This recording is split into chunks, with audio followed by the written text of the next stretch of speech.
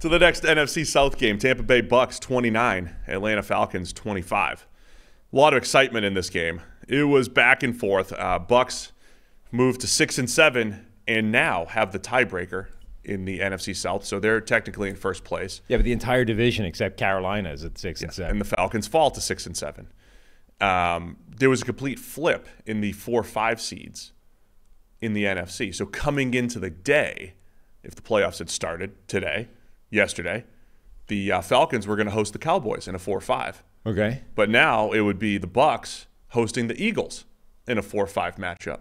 So the Bucks are now leading the NFC South, and the Eagles have fallen to the 5 seed in the NFC. So Baker Mayfield hits Cade Otton for the game-winning touchdown with under a minute left in the fourth quarter. 11-yard touchdown to go up 29-25. A lot of ebbs and flows in this one. Baker's now clutch. He went from like his entire career, even when he was playing well, when you got, within 2 minutes late in the game needing a drive, you're like, oh, Baker's going to find a way of making a mess of this. Now, that's when he's at his best. Baker money. Including the Texans game earlier this year where C.J. Stroud just out-clutched him. But like Baker Mayfield's led a few of these late-game drives. Right. He's gone from literally, like, my default assumption is he's going to find a way of making a mess out of this to actually now it looks like he gets it done. So this was another one I left a note during the game. I was like, we're in the middle of the third quarter, and Baker Mayfield has not hit a pass beyond 10 yards. And I said, keep an eye on it. Check the final stats. He did not complete a pass beyond 10 air yards until 3rd and 10 on that final drive, game on the line, throws an absolute dime to Chris Godwin to convert. Then he had that pass. Previously, he'd had that pass to Mike Evans, kind of rolled out, hit Mike Evans in the side of the end zone. Evans, it was one of those, like, the ball location's great. Evans just didn't have his, feet aligned. His hand hit out of bounds just before got his second foot down, so it was incomplete, but it was actually a really good throw. And then Mayfield hits the Cade Otton game-winning touchdown as well, which is 18 air yards technically, 11 yards total. But, those are the only 2 passes that he threw beyond 10 yards that were completed, and they were, in crunch time when they needed them. Mm-hmm. But, yeah, this was incredible back-and-forth game. I mean, Desmond Ridder, it looked like he was going to be the hero for a while because, the Bucs took the lead, and then Ridder comes back, and he has a touchdown run on a QB keeper where I don't even know if he made the right read. He just outran Joe Tryon-Shoyinka to the end zone, to the sideline, and then to the end zone. Incredible play by Ridder. There were plays. There was also incredible interception early by Carlton Davis to set up an early score by the Bucs.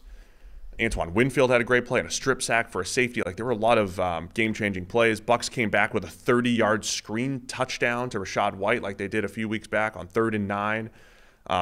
The Bucs ended up, though, making the high-leverage plays. 3rd and 10 to Godwin, 3rd and 9 screen to Rachaad White, and that ended up being the difference in the game. Yep, there were a few differences in the game. That was one of them. Ridder was one of them. Like, Ridder is one of these quarterbacks now. He's maybe the archetype of this, who's quite good in between horrendous mistakes, right? And it's like, so the overall net of that is bad, but the actual level of his play, like the modal level of his play is quite good. And then you're only ever sort of 5-10 plays away from like a disaster. That's like, come on.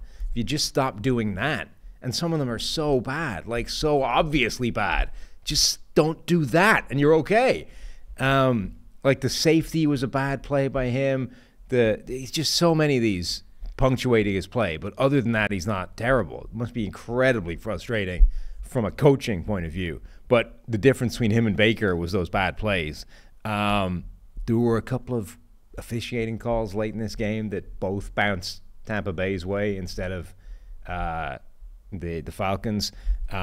Clark Phillips, the rookie slot corner, had an amazing game. Like, he played incredibly well, had a couple of pass breakups in there, and then gets called on this really ticky-tacky holding call on that Bucs drive to go ahead. And like, that was pretty brutal. And then Rachaad White fumbles the ball away, and somehow that doesn't count either. Did he no, he didn't recover it, right? The Falcons. I think didn't they say he was down? Either way, it didn't cost them. They didn't. Yeah, Rachaad White fumbled and may have recovered it himself, but I think the Falcons ended up with the ball. Let me go see what the game book says. At the bottom of the pile. Yeah, I wrote that down as well. that was on was that on? Yeah, that was on 4th and 1. It was a fumble and an unclear recovery as well. That's what I mean. That's just what I wrote down in my notes. Yeah. On 4th and 1, but I don't know what the exact call was on that. There was also back-to-back plays. Again, this was. It said he recovers. It said he recovered, Yeah. but there was a chance that the Falcons came away with that at the bottom of the pile. So yeah, the Bucs were up 12-10. They got up 19-10, and then in the fourth quarter, the way that the Falcons came back, they hit a tap pass to Bijan Robinson for a big play. They get up to the line of scrimmage. Bijan he has a 3-yard touchdown run in which the Bucs had 9 players on defense. How do you have 9 guys? Which I guess they had only 10 players on defense a couple weeks ago. This seems to be a common trend for the Bucs playing, just up in the difficulty level a little bit. Bucs get up 22-17. 10, I get it. Like 10, you can understand, right? It just means one guy screwed up somewhere, right? Whatever. There's something wrong with his helmet. The 10th, the 11th guy never made it on the field. 9, that means 2 different people had to have problems or screw up at the same time and it not be relayed. How does that happen? The funny thing is, there's a strategy that I don't know if you're allowed to say the name of this anymore. Okay. There's a strategy to put at certain times of the game, like 13 guys out on defense in the goal line to make the stop, to make the clock run, like it was an old strategy, right? The Bucs are going the opposite way. Like, let's see if we can stop them with 9. Yeah. I don't think that's going to be as effective.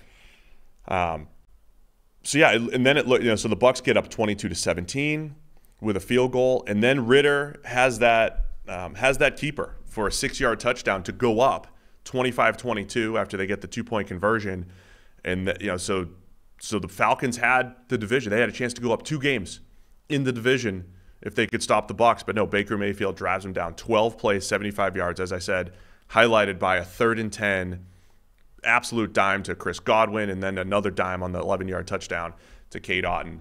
So 29-25. Bucs get the win. Baker's comeback, great win, etc. When they scored, there's still 31 seconds left on the clock, and it's like, it's Desmond Ridder. I mean, yeah. They actually got there. Like, Drake London had an insane game overall in terms of just that guy might be the best receiver in the league at the catch point. Like, that was his super skill coming out of the draft. When the ball is in the air, that guy tracks it and goes to get it better than any receiver I can think of, and any receiver I can think of coming into the NFL for a long time. And he made a few of those plays in this game.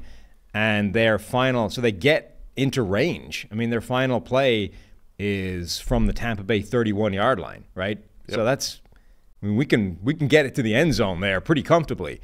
And London goes up over the middle over a bunch of Bucs defenders, catches the ball, but the ball's like 3 yards short of the goal line. Like, if that's in the end zone, the Falcons might have won the game.